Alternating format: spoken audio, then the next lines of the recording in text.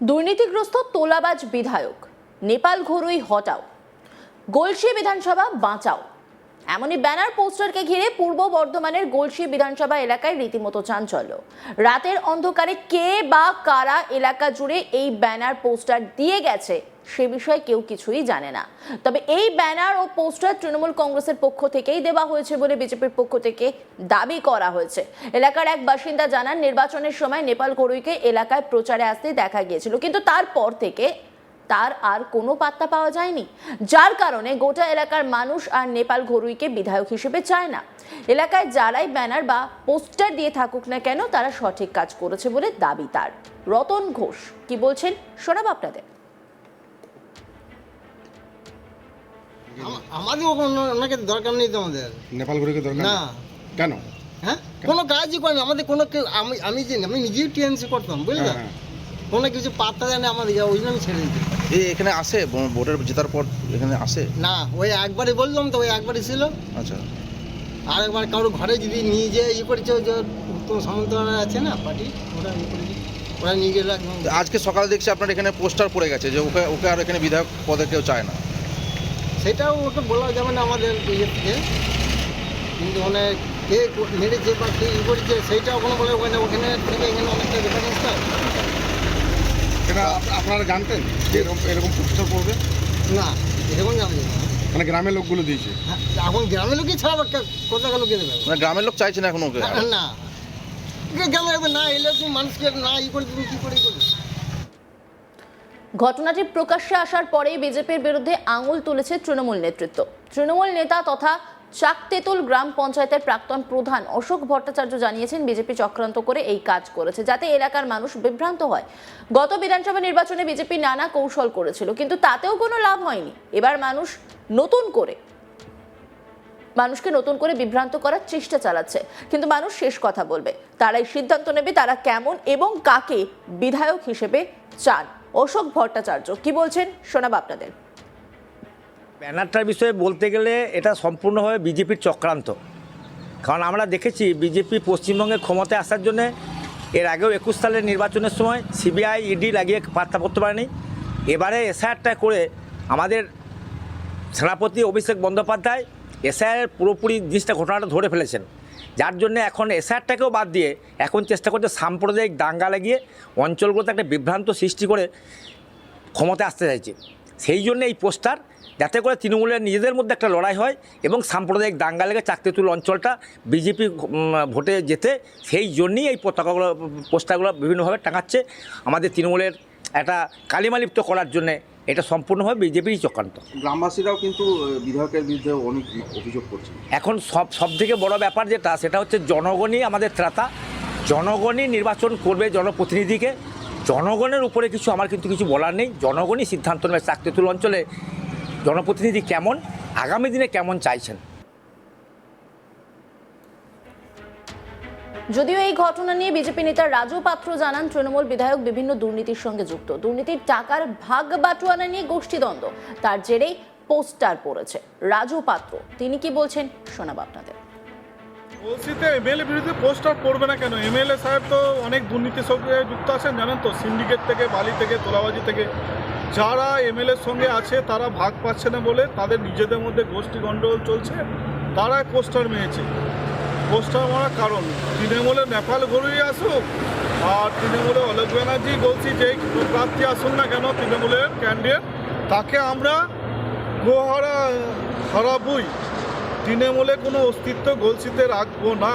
তৃণমূলকে সাধারণ মানুষ না বলে দিয়েছে, না মানে সিন্ডিকেট করতে দেব না, ভোট দেব না, এমন কেউ ভাতাও নেব না। সাধারণ জনগণ বলে দিয়েছে তৃণমূলকে না আমরা করে দিয়েছি।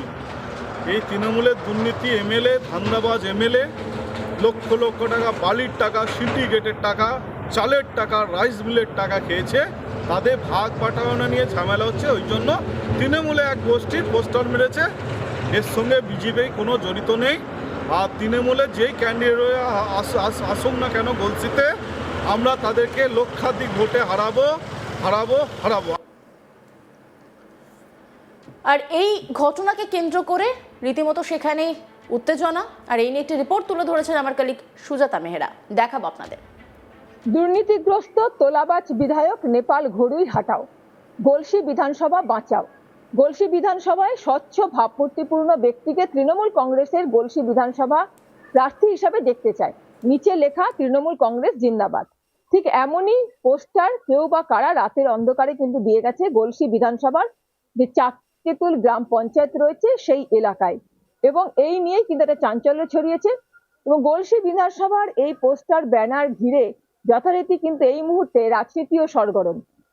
এলাকাবাসী জানাচ্ছেন যে তারা তৃণমূল কংগ্রেসের সঙ্গে ছিলেন, কিন্তু যারা এরকম তৃণমূল কংগ্রেসের সঙ্গে ছিলেন তারা এবং অন্যান্য গ্রামবাসীরা তাদের কিন্তু একটাই বক্তব্য, এই যে বিধায়ক নেপাল ঘড়ুই তাকে কিন্তু যখন নির্বাচন ছিল সেই নির্বাচনের সময় বারবার তাকে গ্রামে দেখা গেছে আসতে, বিধানসভা এলাকা ঘুরতে, কিন্তু নির্বাচন চুকে যাওয়ার পর আর তার টিকিটিও দেখা যায়নি। গ্রামে মানুষের যেটা তার বিধানসভা এলাকা গলসি, সেই বিধানসভা এলাকাতে কিন্তু কোনো মানুষের কোনো রকম সমস্যায় তিনি দাঁড়াননি তাদের পাশে, তাদের খোঁজ খবর পর্যন্ত নেননি।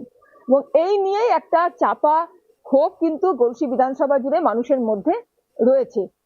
এই যে পোস্টার ব্যানার, এই পোস্টার ব্যানারেও কিন্তু দাবি করা হয়েছে, একদম পোস্টার ব্যানারের নিচে কিন্তু তৃণমূল কংগ্রেস জিন্দাবাদ এমনটাই কিন্তু লেখা রয়েছে। এখন তৃণমূল কংগ্রেসের পক্ষ থেকে কিন্তু এই যে পোস্টার ব্যানার, এই পোস্টার ব্যানার যারা দিয়েছে সেই রকম ভাবেই কিন্তু অভিযোগ চাপানো হয়েছে বিজেপির দিকে। তৃণমূল কংগ্রেসে যিনি চাকতেতুল গ্রাম পঞ্চায়েতের প্রাক্তন প্রধান, তিনি কিন্তু যেটা বলছেন যে এই যে পোস্টার ব্যানার, এই রকম পোস্টার ব্যানার কিন্তু গত বিধানসভা নির্বাচনের আগেও বিজেপির তরফ থেকে দেয়া হয়েছিল, এবং তারা মানুষকে বিভ্রান্ত করার চেষ্টা করেছে এরকম ব্যানার পোস্টার দিয়ে, যাতে তারা ভোট পায়, কিন্তু কোনো লাভ হবে না। অন্যদিকে বিজেপির দাবি যে এই সমগ্র বিষয় কিন্তু হচ্ছে তৃণমূল কংগ্রেসের ভাগ বটোয়ারা নিয়েই সমস্যার জেরে এই পোস্টার, তাদের ভেতরের দ্বন্দ্বের জেরেই কিন্তু এই পোস্টার।